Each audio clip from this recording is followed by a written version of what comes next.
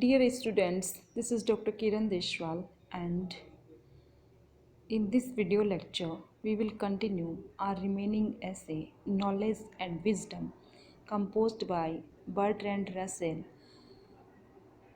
I hope you have get the meaning what the author wants to say. In our previous video we do a line by line analysis of this essay.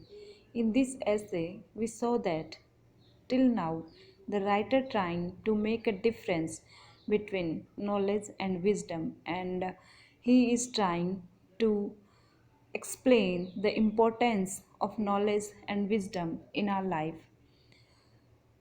It is not only in public ways but in private life equally that wisdom is needed. It's very true. We need wisdom in our private life also, in our public life, in our social life. If we are wise, we can live our life in a better way. It is needed in the choice of ends to be pursued and in emancipation from personal prejudice. Wisdom is needed to achieve our target, our goal, and to escape ourselves and to save us from personal prejudices, to keep us safe. We need wisdom. One should be wise to guard himself against personal prejudices. The writer wants to say so.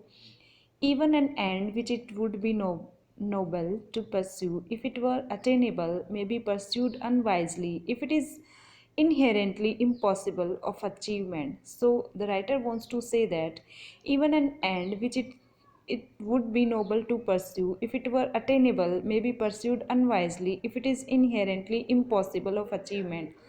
We can achieve a goal, but many men in past ages devoted their lives to a search for the philosopher's stone and the elixir of life. They always tried to achieve philosopher's stone and the elixir of life. Elixir of life, the nectar of life. No doubt, if they could have found them, they would have conferred great benefits upon mankind.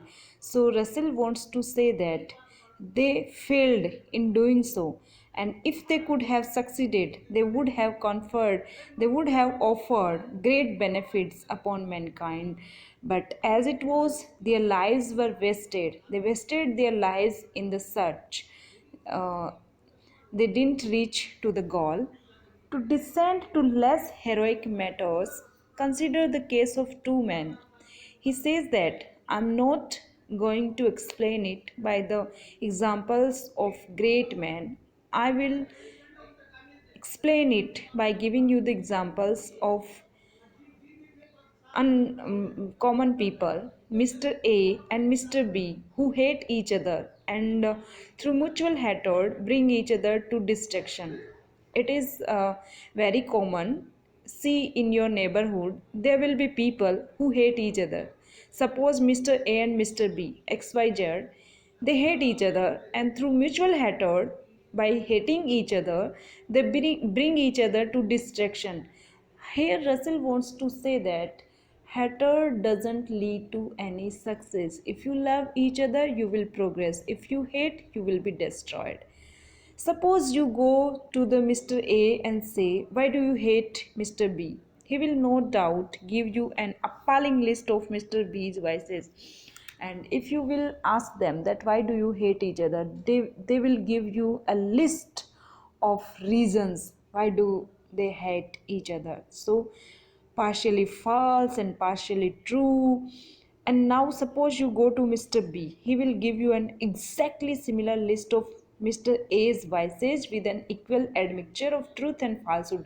So Russell wants to say that why do we fault? Where do we fault? Because we just see the vices. We don't see the goodness in people. We just enlist their vices, and it is impossible that a person just have vices.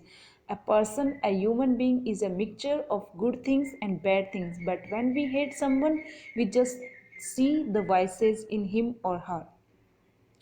Suppose you now come back to Mr. A and say, you will be surprised to learn that Mr. B says the same things about you and you say about him, and you go to Mr. B and make a similar speech.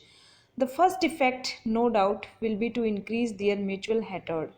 So if you say to Mr. A that Mr. B hates you just because of these things, and if you say to Mr. B that Mr. A hates you just because of these things, this statement of yours will increase their hatred, since each will be so horrified by the other injustice.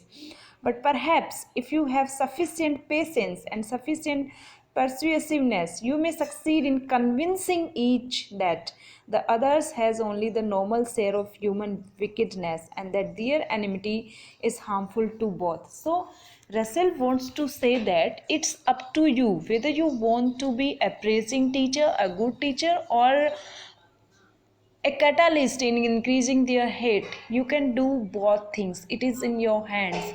If you want, you can increase their hatred by saying that he is saying so about you and he is saying so about you. But if you want that there should be harmony between them, if you want that they can be made friends, then you can facilitate them. Then you can tell them that both of you can convince them that both of you should mm, forget your enmity or hatred, and you people should leave each other. You can befriend one each other. If you can do this, you will have instilled some fragment of wisdom. Russell says that deeds of goodness, if you are doing the deeds of goodness, it means you are wise. I think the essence of wisdom is emancipation. So Russell wants to say that wisdom emancipates, wisdom frees ourselves.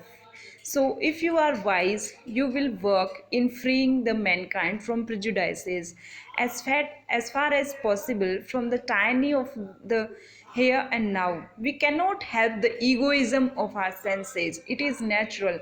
We cannot satisfy the egos of people. Sight and sound and touch are bound up with our own bodies and cannot be impersonal. These senses cannot be impersonal. Our emotions start similarly from ourselves. So Russell wants to say that these bitter feelings start from ourselves. An infant feels hunger or discomfort and is unaffected except by his own physical condition. He says that when we are children, we just feel hunger and discomfort. But as soon as we grow up, we look at the society and we become like them. Gradually, with the years, his horizon widens, our thinking process, our perspective widens, and in proportion as his thoughts and feelings become less personal and less concerned with his own physical states, he achieves growing wisdom. The child becomes wiser. This is, of course, a matter of degree. No one can view the world with complete impartiality. This happens with us. Somewhere or other, we become partial. We cannot see the world impartially, totally. And if anyone could, he would hardly be able to remain alive. And if anyone can be impartial towards every single one, he cannot remain alive. But it is possible to make a continual approach towards impartiality. But we can try to become impartial on the one hand by knowing things somewhat remote in time or space, and on the other hand by giving to such things their due weight in our feelings. It is this approach towards impartiality that constitutes growth in wisdom. And this approach, which approach, if we have an impartial outlook towards people, it means our wisdom is growing. Can wisdom in this sense be taught? This is a very meaningful question. Can wisdom be taught? And if it can, should be teaching of it be one of the aims of education? So Russell says that this thing is in the welfare of the mankind, so this should be taught in education. I should answer both these questions in the affirmative. Yes, Russell says that yes, wisdom can be taught, and we can teach it through education. We can teach people to do good. I should answer both these questions in the affirmative. We are told on Sundays that we should love our neighbors as ourselves. In Christian religion, the Christians go to church on Sundays, and on Sundays they are taught that they should love their neighbors as themselves.